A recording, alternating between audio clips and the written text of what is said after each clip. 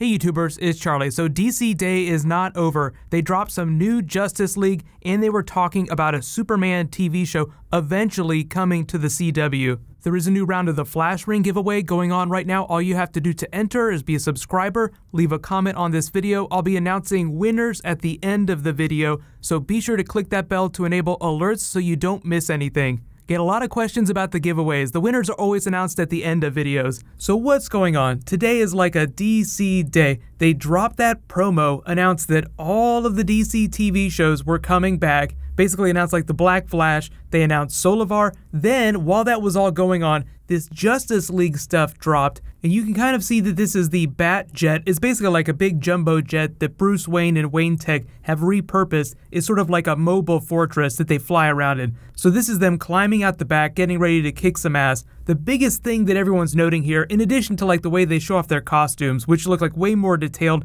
than we've seen in the past, is that there's no Superman. So presumably this is happening relatively early in the film, but after Aquaman has joined the team, because during the trailer they showed off at Comic-Con, like the test footage, they were still trying to get him. He said he'll fight with us? More or less. More or more less?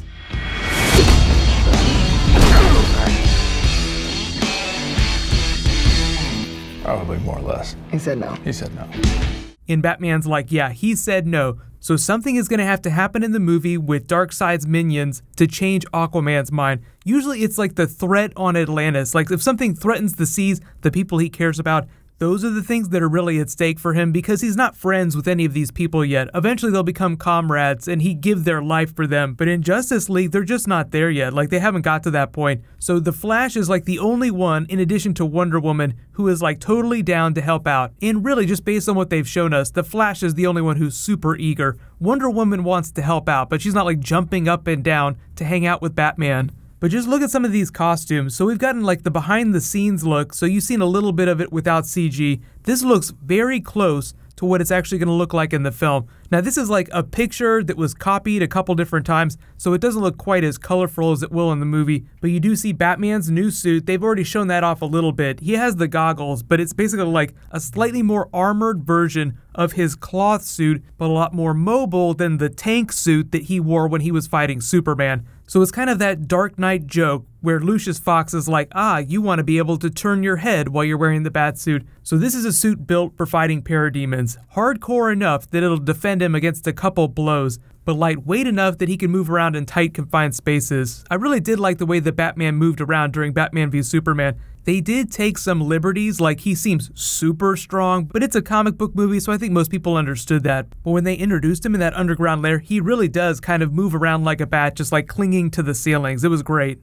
You've seen the Wonder Woman trailers, so you know how she moves. You see her there with the God Killer sword. That's the sword of Athena. It's capable of piercing Doomsday as well as Superman's skin. So she as well as Aquaman are actually going to be very important for fighting Steppenwolf because he'll probably be just as tough as Doomsday. Obviously like a slightly different type of fight than them fighting Doomsday because he'll be physically smaller. But Aquaman, very important to that because his trident is also capable of piercing Doomsday as well as Superman's skin.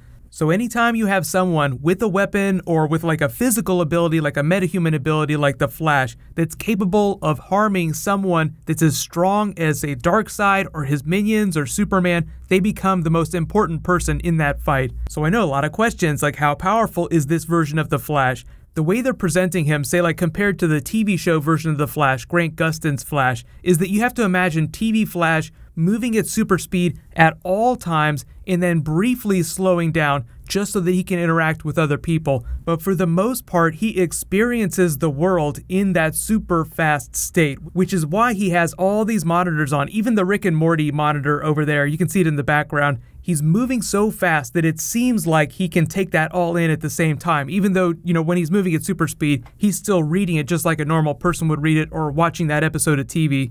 So if you didn't see the videos I did during the summer, there was a big set visit. A bunch of people got to watch them film a scene. The Flash really helps anchor the tone of the film, makes it more humorous, just more fun. Like, oh my god, this is so amazing. I can't believe that we all get to team up. The biggest question is Cyborg. Obviously, they've done a lot more CG work on this version of the costume than in the test footage we saw at Comic-Con.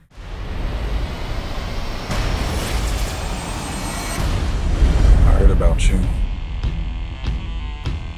Didn't think you were real. That was really just preliminary stuff. This is actually much closer to what it'll look like during the film, which is just nuts. In Superman's costume, I don't think is going to change too much. It'll seem more colorful, like the blues and the reds will stand out more, but that's really, I think, just in the way that they edit the film, just the way they color time it. They want it to seem much more like Brightest Day than Blackest Night. Like Batman v Superman was meant to be this really dark, serious tone. Justice League is still dark, but it's a lot more hopeful than Batman v Superman. I like all these, but ranking them from favorite to least favorite, I'll say Aquaman is my favorite right now. His armor looks so badass in the Trident. I can't wait to see him in action with full CG. Then the bat suit, then Wonder Woman's costume, then the Flash and Cyborg, just because I haven't really seen what the Cyborg's costume does. It's full CG, meaning that it's going to be moving around a lot, lots of moving parts, but until we get that first trailer, we just won't know how that's going to work. And I know everybody wants to know when that first trailer's going to drop. They were originally going to drop it sometime in December, but now it sounds like all the election stuff that's happening scared them off and they're going to wait till the spring. So if we hear anything else about it, I will totally include it in future Justice League videos.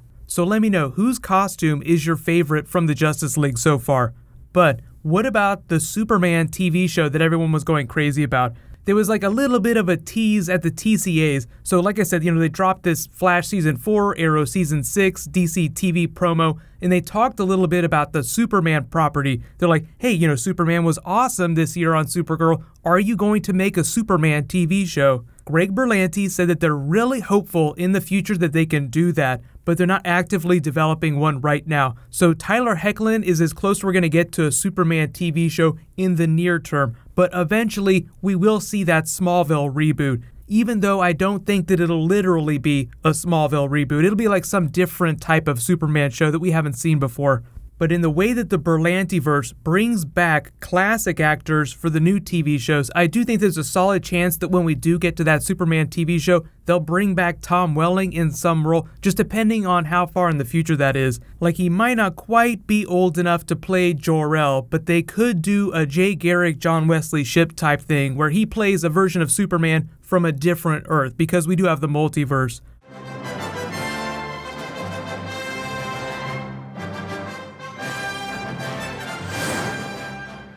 So next couple of years, no Superman TV show, just Superman on the Supergirl TV show.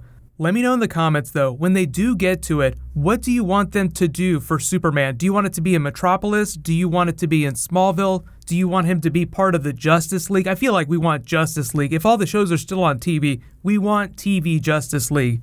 Congratulations to the new Flash Ring giveaway winner, Alex Gets Toasty. Please private message me on the back end of my channel so I can get your contact details. There was a new round that started in this video, so I'll just remind everyone the next time I post a DC video.